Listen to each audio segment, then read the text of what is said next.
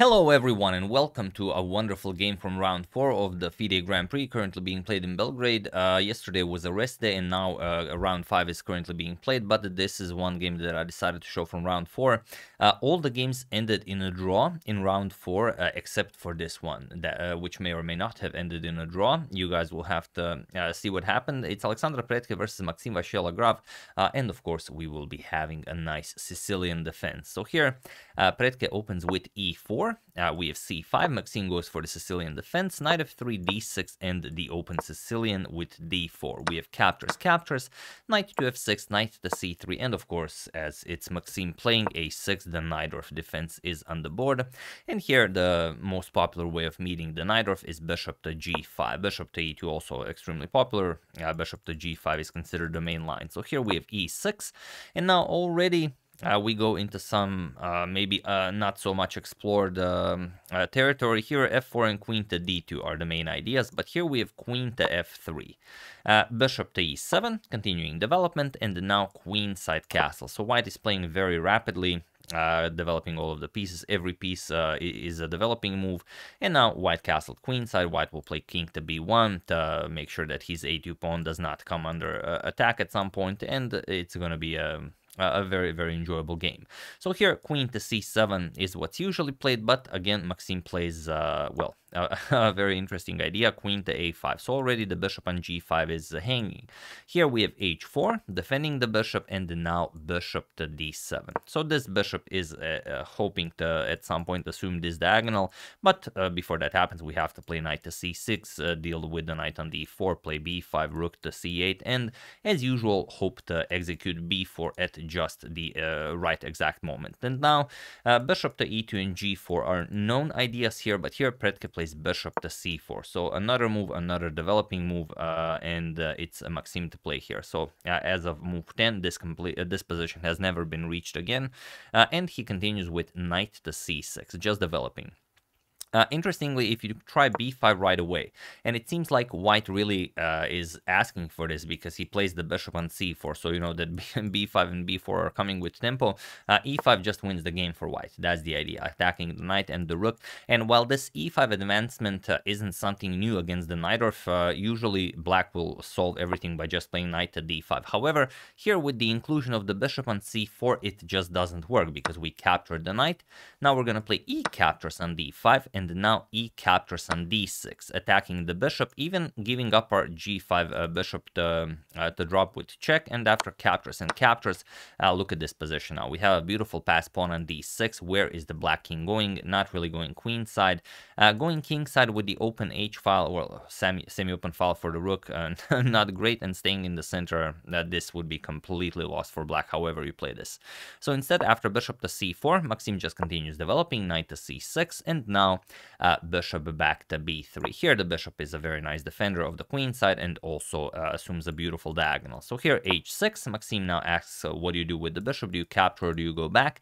And bishop to e3. Also, you might consider, because you can't play bishop to f4, e5 just is bad, but you could capture on c6 and then put the bishop on f4. However, Pretke decides to play bishop to e3, and now knight to e5, attacking the queen, queen back to e2, and the rook to c8. So you can see that all of black's moves are pretty much standard Najdorfian moves, with b5, b4 incoming, bishop will come to c6 at some point, and so on. So here king b1, nice prophylactic idea, getting away from the c file. Also the king will add additional support to the a2 pawn, and now finally b5.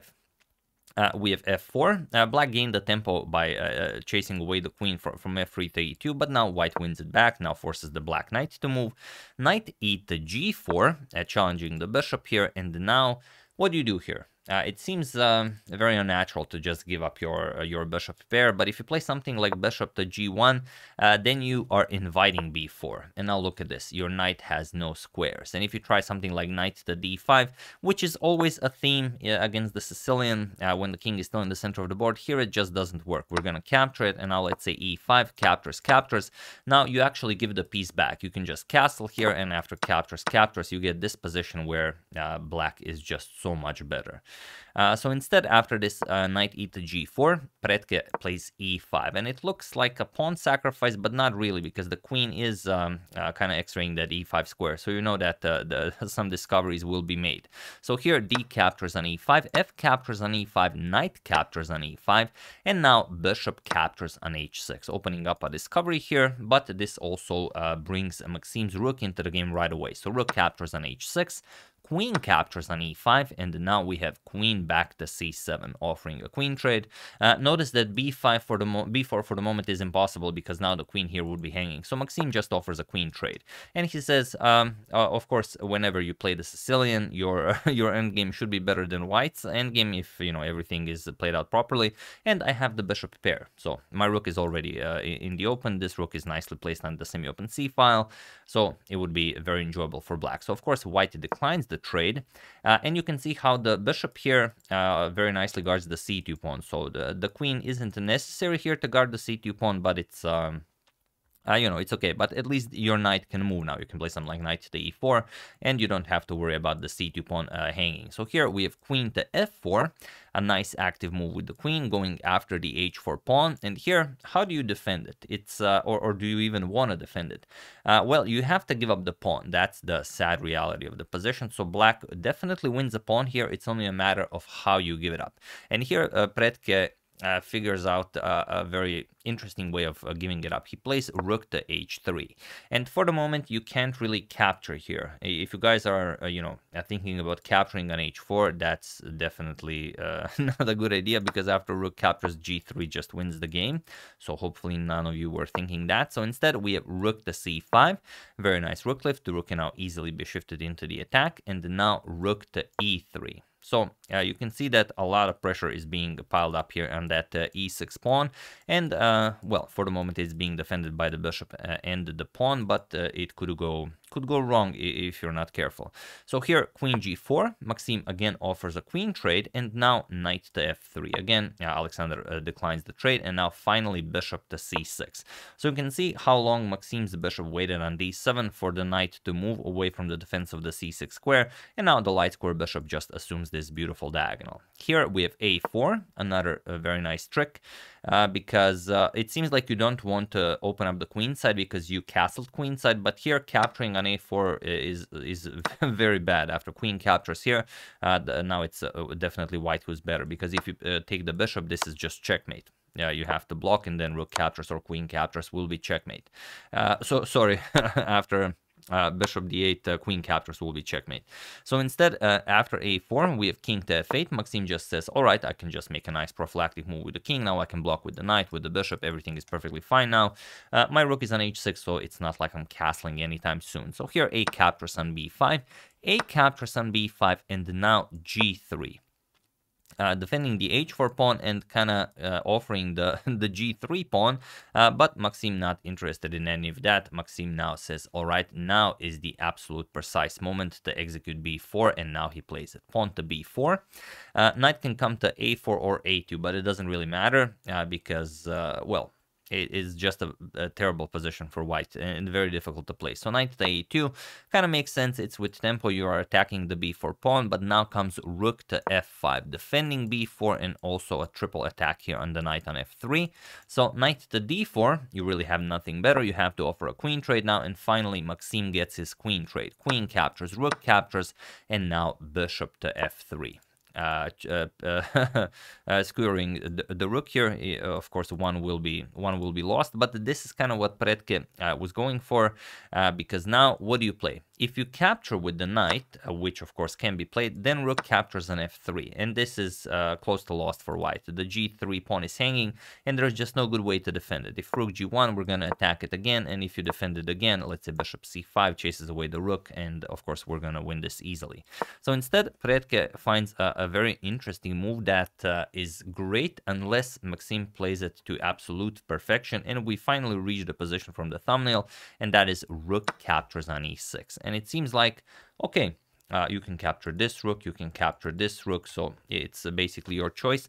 Luckily for Maxime, both of these moves are winning for black, but it's hard to know this for sure if you don't calculate it precisely. So here Maxime plays bishop captures on d1, and now comes the idea. Not knight captures on f5, because if you go for this, then we just capture the rook, and after this rook is captured on h6, g captures, bishop captures on e6, you can quickly see that black is just up a piece, so of course we can't play this. Now comes the idea behind rook captures on e6.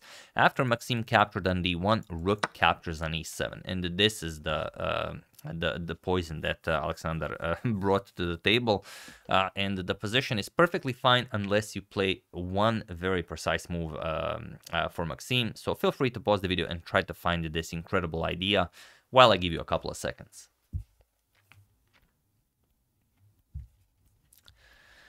So for those of you who were able to do it, congratulations on not doing anything weird like capturing the rook. And for those of you who just want to enjoy the show, it is bishop captures on c2 with check. That's the move. That's the only move that wins the game for Maxime, and now white's entire position just falls apart. But just in case you guys are wondering, if you capture the rook, then this rook falls with check. Once you move the king, then we're going to capture this rook as well. And after, let's say, captures, knight captures on b4.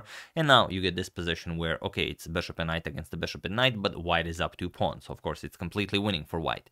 However, after bishop captures on c2 check, both king and bishop captures are just terrible, and well, moving the king doesn't help as this rook has now access to f1 and the bishop left the back rank. So here, what could you do? You could capture with the bishop, but if you capture with the bishop, then again rook f1 check, and after knight to c1 blocking, now king captures on e7, and now you don't have to worry about losing this rook with a fork. And even if a fork happens, you will very gladly just give up the rook.